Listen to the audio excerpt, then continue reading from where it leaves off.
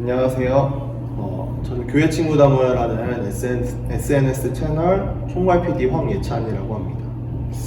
일단 사역을 시작한 계기에 대해서 많이 물어보셨는데, 저는 애초에 모태신앙이었고 어렸을 때는 당연히 할아버지랑 아버지를 따라서 목회자가 될 줄 알았어요. 또 혹시 몰라서 학부를 신학으로 복수 전공을 하기도 했고요.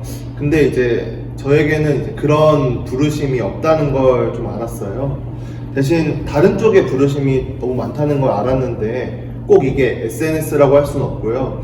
저는 문화사역에 대해서 굉장히 관심이 많았고, 문화 그리고 예술, 수많은 이제 사이드 프로젝트들 이런 것들을 통해서 사람들의 삶에 영향을 주는 거에 대해서 좀 관심이 많았습니다.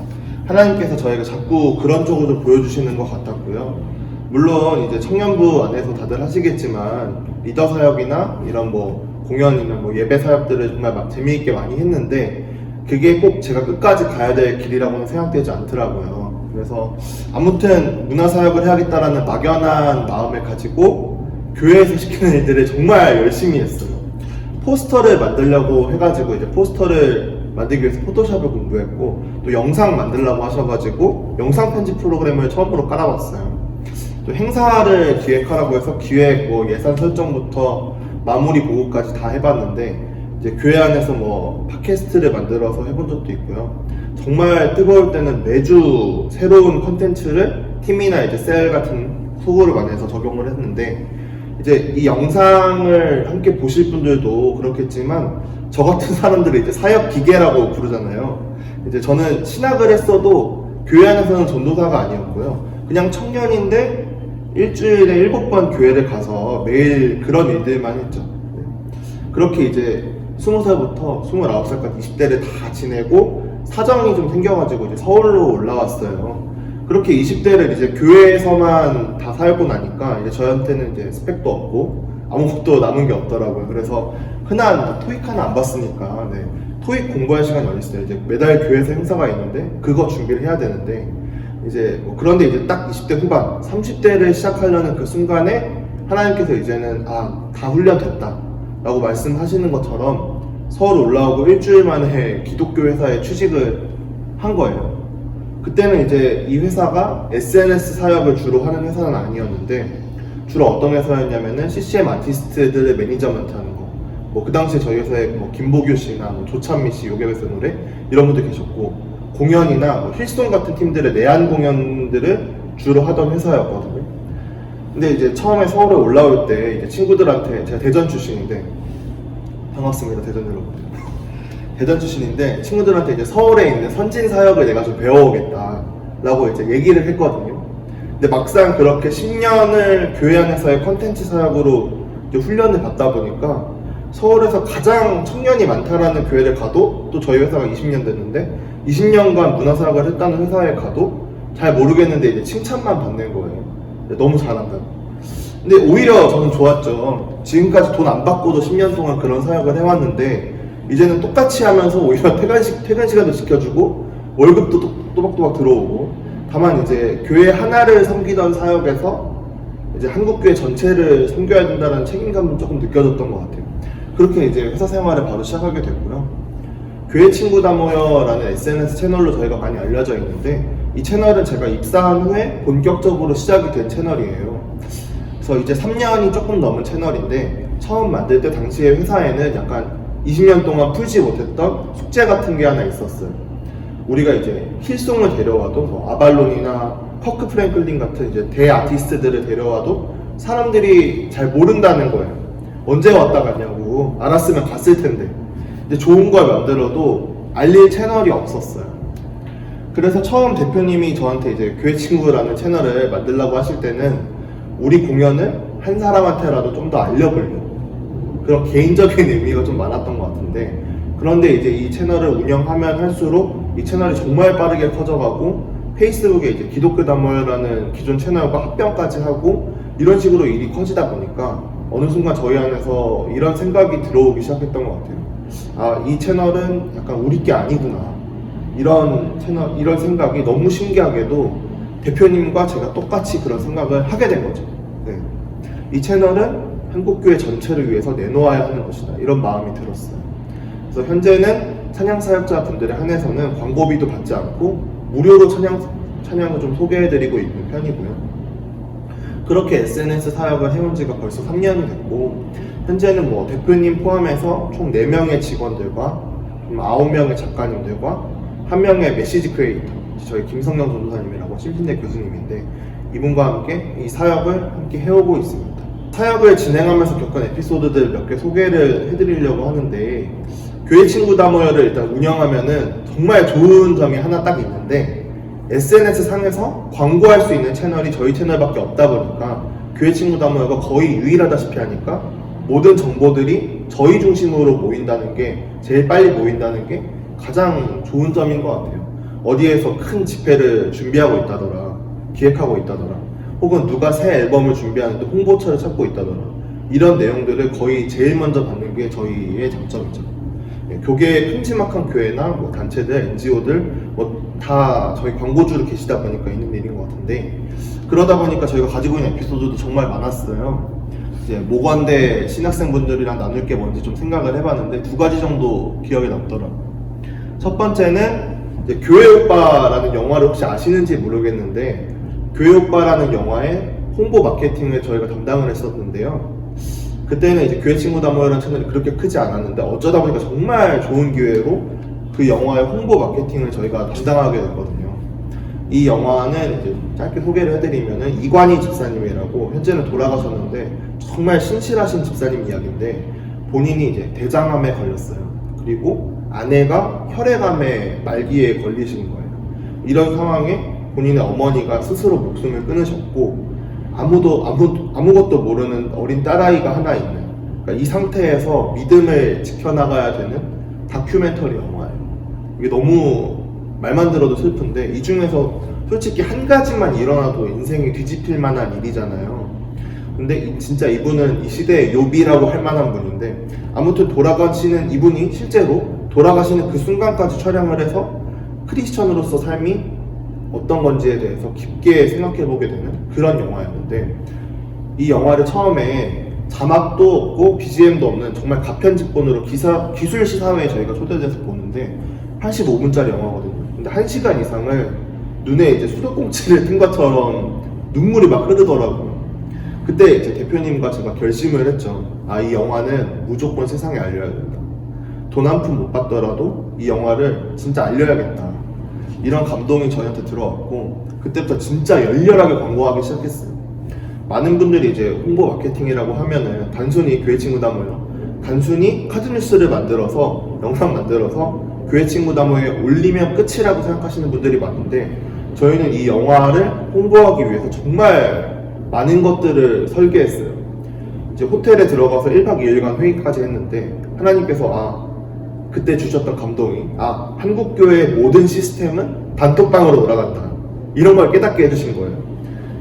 뭐 생각을 해보시면, 목사님들 있는 방, 뭐 교사들 있는 방, 셀 단톡방, 뭐 성가대 단톡방, 찬양팀 단톡방, 이러면 이 단톡방 사이에서 오갈 수 있는 콘텐츠만 만들면은 우리가 이 한국교회 전체에게 이 영화를 알릴 수 있겠다, 이런 아이디어였거든요. 마치 이제 주식 찌라시가 도는 것처럼 이제 그런 컨셉으로 이제 영화 홍보용 단톡방을 만들어서 홍보를 했는데, 이 영화가 당시에 정말로 독립영화랑 다큐멘터리 영화랑 종교 영화라는 3가지 딱지에도 무릅쓰고 10만 명이 넘는 관객을 기록할 수가 있었어요.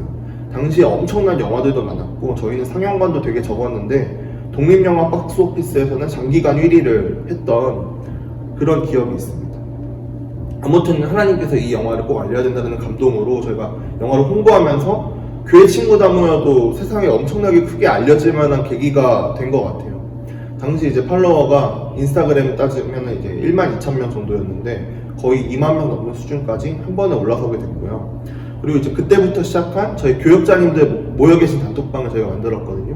여기가 800명, 찬양팀 단톡방이 700명, 그리고 교사 리더 단톡방이 600명 있어요. 이렇게 단톡방까지 운영하게 되면서 교회 친구 다모여가 조금 더 소셜미디어 그룹으로 발돋움을 하게 된 것 같습니다. 이렇게 하나님께서 주신 감동으로 정말 망해도 괜찮다라는 생각으로 몸을 던졌던 사례가 이거 말고도 하나 더 있는데요. 저희가 올해도 진행을 하겠지만 작년에 온라인 말씀 뽑기라는 웹 앱을 제작을 했어요. 혹시 아시는지 모르겠는데 코로나 때문에 저희가 송구영신 예배를 모일 수가 없는 상황이었잖아요. 누군가가 정말 DM이 왔는데 온라인으로 말씀을 뽑을 수 있는 방법이 없냐고 DM이 왔어요. 근데 이 DM을 저희가 놓치지 않았죠. 바로 팀을 꾸려서 일주일 만에 이 웹앱을 만들었어요. 누르면 이제 로딩이 걸리고 말씀 카드가 이렇게 돌아서 나오고 이런 기획을 했고요. 말씀도 제가 직접 이제 추려가지고 200구절을 넣었고, 그리고 정말 멋진 팀원들을 빠르게 만나가지고 디자인과 개발을 각각 이제 협업으로 바뀌었고, 그때 함께한 팀과 지금까지도 여러 어플들을 만들고 있고요. 이 2021년 송구영신예배 말씀 뽑기 어플이 조회수가 약 400만 회가 나왔어요. 물론 이 솔루션을 표절하시는 교회들도 많았고 저희 솔루션을 직접 구매하시는 교회들도 많았는데, 아마 이 영상을 보고 계신 분들도 말씀 뽑기 저희가 한 번씩 해보신 분들도 해보셨을 확률도 있는데, 올해도 아마 잘 봐주시고 단톡방에 많이 날라주시면 감사하겠습니다. 이렇게 아무튼 저희 사역은 하나님께서 주시는 이 기회와 감동을 좀 날려먹지 않았을 때, 다른 거 해야 되는데 이걸 먼저 해야 되는데 하면서 이런 감동들을 뒤로 하지 않았을 때 성공하는 경우가 좀 많았던 것 같습니다. 이제 하나님께서 이 시대 지금 이 상황에 원하시는 게 무엇인지 빠르게 캐치하고 그것을 이제 저희가 가지고 있는 트렌드로 묶어서 내는 게 저희 사역의 핵심인 것 같아요. 현재 어떻게 사역이 진행되고 있는지에 대해서 조금 말씀을 드리면은, 이제 저희가 3년 됐다라고 말씀을 드렸는데 개척교회 3년 차를 좀 생각해 보시면 쉬울 것 같아요. 아무래도 막막한 부분이 많겠죠. 어떻게 해야 된다 이런 말들은 많은데 가르쳐주는 사람도 없고, 저희 같은 경우는 이 분야의 개척자이고 뭐 경쟁자도 딱히 없다 보니까 어떻게 해야 잘하는 건지도 사실은 잘 모르겠어요. 그래도 이제 감사한 거는 저희가 이제 교회 친구 다 모여라는 이 브랜드를 시작할 때 10년을 보고 설계를 했거든요. 이전에 3년간을 지금까지 해왔던 3년간을 돌아봤을 때 한국교회와 성도들에게, 특히 19살부터 39살까지의 젊은이들에게 꽤 중요한 기독교 채널로 자리매김을 했다라는 것이 가장 평가할 만한 부분인 것 같습니다. 앞으로 그러면 이제 10년 기획을 했다고 했으니까요. 앞으로 7년 후에 저희에게 있을 만한 일들은 뭐냐면은 이제 뉴미디어 콘텐츠, 그리고 크리스천 크리에이터들을 모으는 MCN 사업들부터 시작을 해서 더 나아가서는 저희가 미디어 교회가 되는 거를 추진하고 있습니다. 이게 사실 쉬운 부분은 아닌데요. 그 전에 이제 회사 운영적인 부분들도 당연히 생각을 해야 되고, 저희 이제 인건비도 꼬박꼬박 나가니까 그런 것도 생각을 해야 되고, 그렇기 때문에 광고비 이상으로 쇼핑몰 등도 여러 가지 생각을 하고 있고요. 사실 교회 친구 다모야가 전혀 그렇지 않아 보이지만 나왔다가 쏙 들어간 프로젝트들도 굉장히 많거든요. 그래서 저희도 여러 시행착오를 거치면서 조금씩 앞으로 나아가고 있는 중입니다. Q&A로 넘어가서 팀 운영 방식에 대해서 얘기를 해주셨는데, 팀 운영 방식이 어떠냐고 처음 이제 이 질문지를 받았을 때 어떤 대답을 해야 되는지 조금 고민이 많았는데, 일단 구조만 말씀을 드리면 저희 회사는 이제 대표님 계시고 총괄 기획자로 제가 있고요. 디자이너가 2분 계세요. 그리고 영상 촬영이랑 편집하시는 PD님이 계신데, 최근에 이 PD님이 대기업으로 이직을 해서 공석입니다. 대표님은 이제 큰 그림에서 후원이나 투자 유치 등을 주로 하고 계시고요. 제가 광고주들과 소통하고 콘텐츠 기획해서 디자이너들한테 드리는 역할을 하고 있고요. 그리고 교회 친구 다모의 작가분들, 뭐 찬양 사역자분들 소통도 하고 있고요. 그러면 이제 이 디자이너 분들이 이제 컨텐츠를 만들고 이제 업로드를 하면 되는 이제 그런 식으로 돌아간다고 보시면 될 것 같아요. 이제 회사가 그럼 어떻게 돈을 버냐? 이 부분은 일단 광고 수익이 한 70% 되는 것 같아요. 제일 많은 부분들을 차지하고 있고요. 사실 저희가 원래는 공연회사였기 때문에 교계의 크고 작은 행사들을 외주도 하고 있고요. 이렇게 해서 지금까지 어떻게 해서든 유지를 하고 있는 중입니다. 현재는 전 직원들 다 이제 4대 보험까지 잘 해가지고 잘 돌아가고 있어요. 근데 앞으로는 어떻게 될지 잘 모르겠어요. 리더의 입장에서 보면은 언제 어떻게 될지 모르는 게 이 비즈니스고 또 사역이라고 생각하기 때문에 앞으로 어떻게 될지는 잘 모르겠습니다. 팀 사역을 하며 생긴 문제들과 그거를 해결했던 구체적인 사례. 일단 편하게 얘기를 하면은 편하게 이야기할게요. 일단 교회 친구 다모여라는 팀 내에서는 불화가 크게 없는 편이고요. 제가 대표님과 갈등을 하는 경우가 많아요. 서로를 또 너무 믿고 절대 서로를 뭐 배신하거나 음해하는 일이 없을 거라고 신뢰하기 때문에 가감없이 서로 이야기를 하면서 싸우는 경우가 많은데, 이제 저는 우선 여러분들과 같이 감리교단이고 대표님은 순복음이에요. 그리고 디자이너 한 명은 장로교고 또 한 명은 성결교단이라서 저희가 다 교단이 달라요. 일단은 다르고, 물론 이단은 없죠. 다르고, 이래서인지 모르겠지만 대표님과 제가 이제 신학적인 견해로 부딪힐 때가 가끔씩 있어요. 이런 거를 이제 모건대 신학생분들이라면 겪기가 쉽지 않으실 텐데, 감리교만 만나시니까. 아무튼 2년 전쯤의 이야기인데, 최근 이야기는 아니고요. 최근 이야기 가져오면 이제 오해가 되니까 좀 옛날 이야기인데, 어떤 교회에서 광고가 들어왔어요. 이 교회는 이제 독립교단이고, 저 같은 경우에는 이 광고를 봤을 때 이 교회에서 주는 광고는 이단은 아니지만 신학적으로 좀 논란이 있을 것 같다. 광고를 받아서는 안 될 것 같다. 이렇게 이제 제가 판단을 해서, 그렇게 판단해서 대표님께 의견을 드리면은, 대표님의 경우에도 대표님 입장이 있잖아요. 그래서 뭐 회사 운영의 문제도 있고 뭐 돈을 받아야 되니까 그냥 해라 이럴 때도 있어요. 그러면 이제 박 터지게 토론을 저만 하고 대표님 안 듣고 그냥 무시하고 약간 이런 식인데, 이런 신념적인 부분에서 갈등이 가끔씩 있는데 완벽한 해결책이라는 건 사실 없는 것 같아요. 없겠지만 제가 직원이고 대표님이 대표인이서 그런 건 없겠지만 서로 양보를 좀 많이 하는 편인 것 같고요. 네. 논란이 되는 어떻게 해결하냐면, 논란이 되는 부분들을 삭제하고 광고한다든지, 또 한 번 받고 광고 한 번 받고 다음부터는 광고 안 받는다든지, 이런 식으로 타결을 하고 이루어지는 경우도 꽤 있는 것 같아요. 어쩔 때는 이제 대표님 좀 이해가 되기도 하는데, 회사 운영을 위해서는 좀 어쩔 수 없으니까.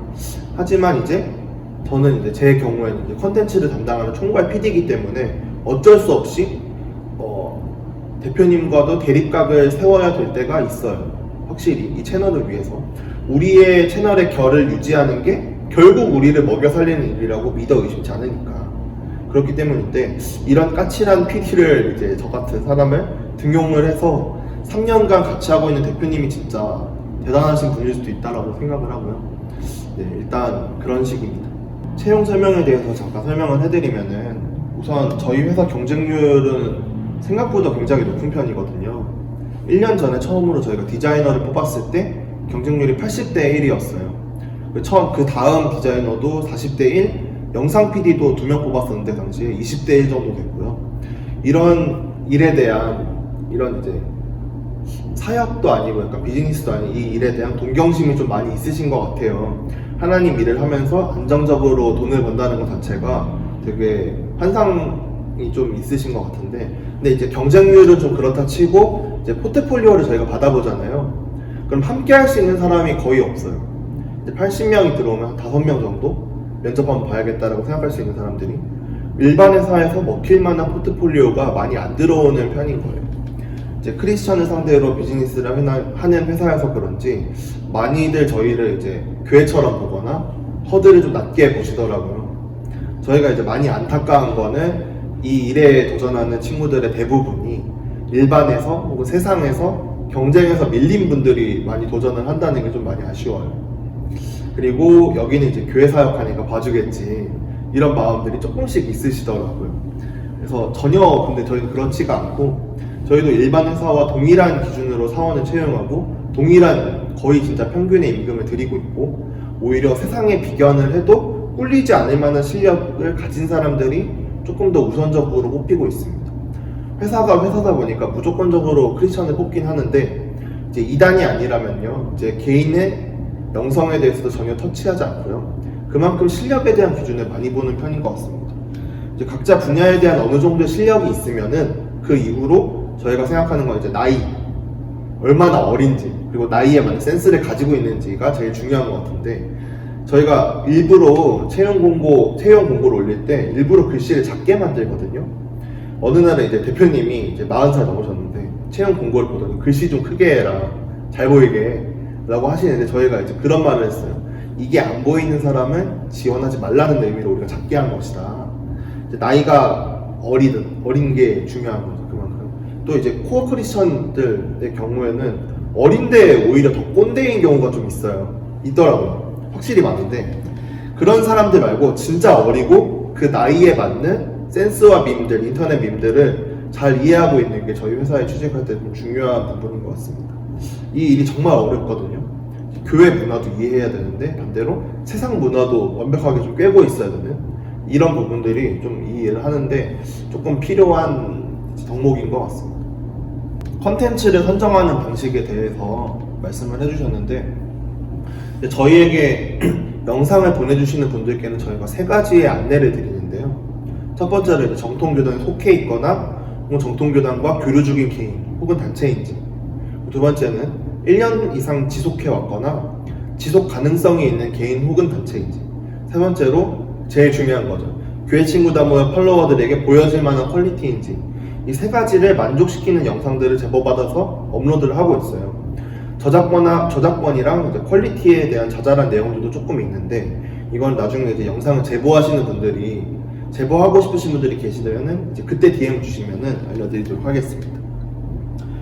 일단 트렌드를 어디서 조금 얻어야 되는지, 인사이트를 어디서 얻어야 되는지를 많이 물어보시는데, 저희는 일단 교회 친구다모의 경쟁 상대에 대해서 좀 얘기를 많이 하는 편이에요. 많은 분들이 물어봐요. 교회 친구다모의 경쟁 상대가 누구냐? 가피풀이냐? 약간 이제 혹은 CBS냐? 이렇게 물어보는데, 저희는 일단 이런 분들은 일단 교계의 다른 교회나 단체나 위러브까지 이런 찬양팀이나 다 경쟁 상대라고 생각하지 않고요. 동역자라고 생각을 하는 편이고, 저희의 경쟁 상대는 오히려 이제 CJ나 CJ에서 오는 TVN이나 JTBC나 이런 세상의 문화들을 경쟁 상대로 보고 있어요. 넷플릭스나 그렇게 경쟁 상대로 보고 있기 때문에 그분들의 그런 이제 콘텐츠들을 굉장히 많이 모니터링을 하고 있고요. 오히려 성경 보는 것만큼도 그것도 많이 보고 있어요. 진짜로 많이 보고 있고, 그리고 이제 일반과 경쟁을 하기 때문에 일반 콘텐츠들을 많이 보고, 또 마케터들 톡방 같은 것들이 있거든요. 그런 커뮤니티들도 여러 가지 가입을 해서 보고 있고, 페이스북이나 진짜 잘 나간다고 생각하는, 또 사례가 좋은 인스타그램이나 이런 계정들을 팔로우를 많이 하고 매일 그것들을 보고 연구를 하는 편이에요. 확실히 이런 식으로 트렌드를 따라가기 위해서 많은 시간과 노력이 필요한 것 같고, 이게 근무 시간에만 하는 건 전혀 안 되고요. 근무 시간 이외에도 이런 노력들이, 그리고 이런 것도 좋아하는 사람들이 노력할 수 있다고 생각하고, 그런 것들이 좀 필요하지 않나 라는 생각이 듭니다. 일단은 인스타그램을 저희가 주로 하기 때문에 인스타그램 감성 자체는 사실 여성들이 더 많거든요. 60-70%가 여성이고 나머지가 30%가 남성인데, 그러면은 일단 가장 잘 이 트렌드를 이해하기 위해서 여자들을 좀 이해를 할 필요가 있어요. 여자들이 뭘 좋아하는지를 많이 보고 그렇게 해야 되는데, 일단 화장품 그 계정들은 다 보는 편이고요. 또 밈 같은 것들을 이해하기 위해서는 페이스북에 이제 그룹들 같은 거를 이제 짤 같은 걸 많이 옮기는 그룹들이 있어요. 그런 그룹들을 많이 활용하는 편인 것 같아요.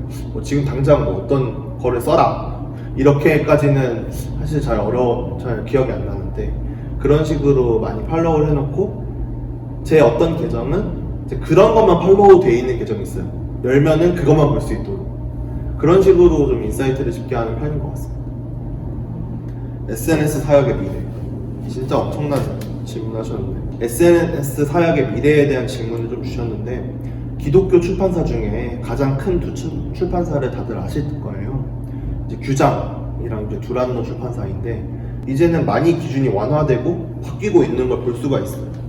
저도 이제 다른 사람 앞에 서서 이제 설교도 하시고 사역도 하시려는 이제 신학생분들이라면은 인스타그램도 당연히 기획해서 해봐야 되고, 유튜브 채널을 꼭 해보시기를 권하고 싶은데요.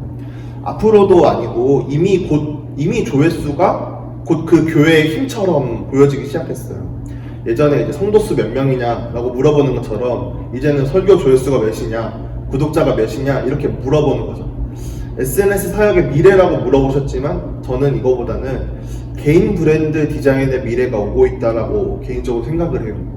일반에서는 이미 5년 전, 10년 전의 이야기인데, 교회가 그런 부분에서 한 5년 정도 됐거든요.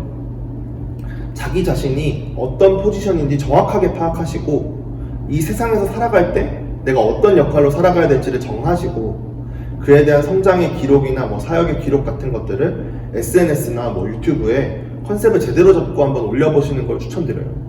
그리고 그와 맞는 사람들을 소셜미디어 상에서 만나가지고 실제로도 만나서 교류할 수 있으면 너무 좋고요.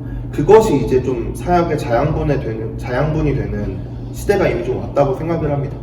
사역자들에게 알려주고 싶은 SNS 활용 팁 플러스 추천하는 플랫폼이 있는지에 대해서 물어보셨는데 아까도 말씀드렸지만 이제 소셜미디어, SNS보다는 개인 브랜딩이 더 우선이다 라는 말씀을 좀 드렸는데 SNS 활용 팁이라고 좀 하기엔 좀 애매한데 부캐를 하나씩 만드셨으면 좋겠어요. 신학생분들, 전도사분들, 목사님들이 대부분 이제 이 영상을 보시는 분들은 교회에 소속돼서 사역을 하실 것으로 제가 알고 있는데 그것도 물론 성실하게 하시면 좋겠죠. 좋은데 SNS에서는 이제 캘리그라피 쓴다든지 가볍게 설교문을 짧게 정리해서 올린다든지 정기적으로 찬양을 만들어서 녹음을 한다든지 이런 것들을 한 번씩 해보셨으면 좋겠고요.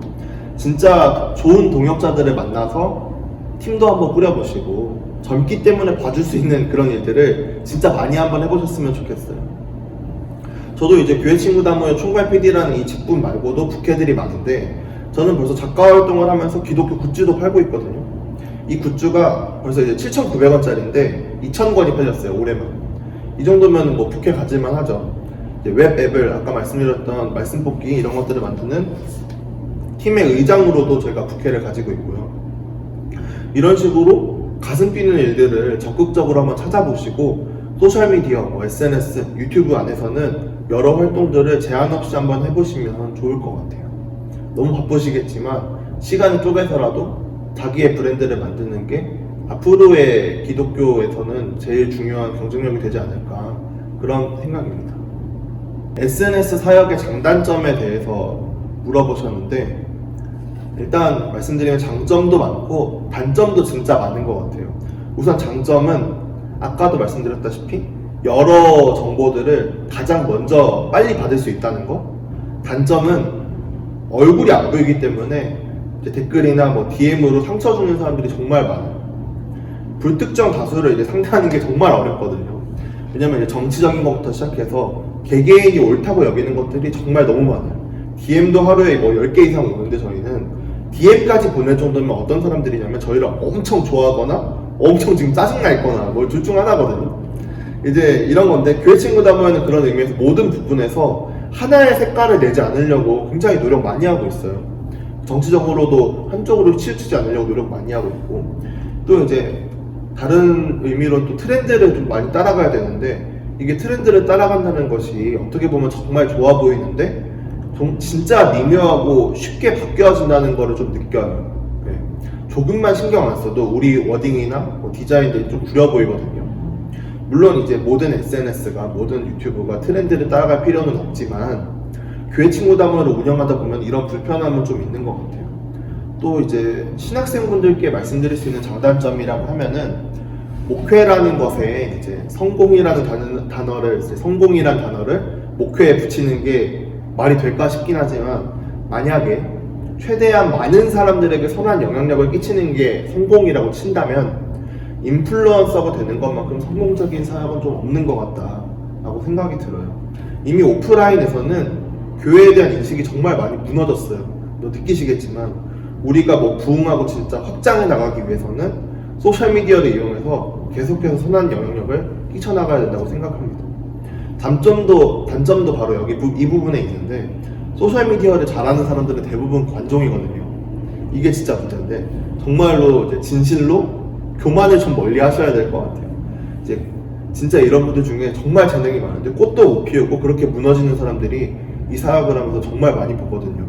이제 그런 부분들 교만을 멀리 하셔야 된다 이 말씀을 좀 드리고 싶습니다. 일단 말씀을 드릴게요. 일단 정확하게 보수적인 교회 문화와 진보적인 세상 문화의 절반을 그러니까 딱 중간을 우리가 잡는다는 거는 굉장히 어려운 일이고 사실 가능하지도 않고 저희는 다만 이 부분에 대해서 일단 저희 컨셉 자체는 보수적인 교회 문화 이제 복음이죠. 사실은 복음을 트렌드로 포장해서 판다 라고 저희는 이제 스스로들을 그렇게 표현하고 있거든요. 그런 식으로 해서 저희가 일단 복음적인 부분들을 놓치지 않으려고 많이 노력하고 있고 일단 자문 목사님들도 계시고 그런 식으로 신학적으로 점검도 되게 많이 해서 내보내는 편인데, 일단 그럼에도 불구하고 트렌드를 놓치지 않으려고 계속해서 연구는 하고 있는 편이에요. 그래서 이 두 가지의 연구가 계속 나가는 거, 멈추지 않고 계속 나가는 게 저희가 이제 중간에 잡을 수 있는 하나의 방법이지 않을까 싶고요. 사실 개인적으로 말씀을 드리면은 기독교 안에서는 저는 보수와 진보가 나눠질 필요가 없다라고 생각을 하는데, 하나님은 보수 안에도 안 계시고 진보 안에도 안 계신다고 생각해요. 그보다 더 큰 바운더리 있으신 분이기 때문에, 그렇기 때문에 저희는 이 복음에 대해서 딱히 보수적이다, 진보적이다라고 표현을 하지 않고 트렌드를 따라간다, 그러니까 흐름을 따라간다라는 표현을 많이 해요. 그렇기 때문에 우리가 진보적으로 이걸 한다, 그럼 교회는 또 보수적이냐? 그렇지도 않다고 보고, 또 복음만큼 진보적인 개념이 또 없기 때문에, 그래서 저는 일단 개인적으로 그렇게 생각을 하기 때문에 딱히 보수적으로도 치우치지 않고, 그 사람들이 말하는 또 진보적인 사람들이 말하는 진보적으로도 치우치지 않는 그런 채널을 운영할 수 있는 것 같아요. 새로운 분야의 사역을 시작하려는 신학생들한테 해주고 싶은 말씀에 대해서 물어보셨는데, 저처럼 신학을 전공했는데도 특수목회를 하시거나 아니면 기독교 비즈니스를 하거나 조금 새로운 도전들을 하시려는 분들도 물론 계실 거라고 생각을 하는데, 진짜로 이 일을 하면서 제가 많이 느끼고 정말 해드리고 싶은 말씀은, 하나님 일을 한다는 자존심을 좀 지키셨으면 좋겠습니다. 돈 때문에 변질되지 않았으면 좋겠고요. 돈 좀 못 벌지언정 후지게 살지 않았으면 좋겠어요. 정말로. 그리고 이제 많은 분들이 이제 피할 수 없으면 즐겨야 되는데, 즐길 수 있는데도 피하시는 경우가 되게 많더라고요. 정말 몸을 던지고 싶은 하나님의 일을 만나면은 꼭 5년 이상의 시간과 노력을 무슨 일이 있어도 한번 투자해 보시기를 추천드립니다. 근데 요즘 세대가 사실 말하는 게 많지만, 이제 요즘 세대가 빨리 포기한다, 나약하다, 이런 사람들도 있는데, 저는 일단 그렇게 생각하지는 않고요. 오히려 어디에 몸을 던져야 될지를 몰라서 젊은이 분들이 이것저것 담가봤다가 빨리 빼는 경우들이 많더라고요. 저도 일단 젊긴 하지만 20대 분들은 나에 대한 하나님의 구체적인 부르심을 빨리 찾는 게 경쟁력인 것 같습니다. 또 이제 20대 나이에는 지금 그 노력이 5년 동안 해서 망해도 무조건 자양분이 될 수 있더라고요. 저도 이제 20대들 전체를 교회에서 날려먹은 줄 알았는데, 이렇게 결혼도 하고 이런 회사에서 잘도 지내고 있거든요. 아무튼 빨리 나에 대한 하나님의 구체적인 부르심을 찾는 게 정말 경쟁력인 것 같다, 이 말씀을 드리고 싶습니다. 이렇게 제 질문들, 저에게 들어온 질문들을 잘 대답을 해봤는데요. 저도 일단 신학생일 때 고민이 되게 많았는데, 자기에 대한 부르심이 정말 확실하게 그게 맞는지, 구체적으로 내가 어떤 일을 해야 되는지, 그런 것들을 좀 하나님 안에서 빨리 찾으시는 게 좋다고 생각을 하고요. 제가 만약에 26살 때, 23살 때 이런 길을 좀 더 알았다면은 조금 더 빨리 결정할 수 있지 않았을까라는 생각도 해요. 그래서 지금 많이 젊으시니까 그 젊음을 이용해서 많은 일들을 시도해봤으면 좋겠고, 어른들이 말씀하시는 그 틀이 지금은 정말 빨리 깨지고 있어요. 지금 이제 40, 50대들은 전혀 20, 30대들의 이 세계를 이해하지 못하기 때문에, 그리고 기독교도 당연히 달라질 거기 때문에 그에 맞춰서, 그래서 여러분들이 만들어가는 크리스천이티, 기독교가 앞으로의 미래의 모습이 될 거라고 믿어 의심치 않고요. 저도 이제 아버지도 목원되고 할아버지도 목원되고, 저희도 이제 6대째 감리교 집안이거든요. 그래서 감리교와 또 이제 목원대에 많은 기대와 사랑이 있습니다. 언제든지 궁금한 거 있으시면 DM 주시고요. 그럼 지금까지 황예찬 PD였습니다. 감사합니다.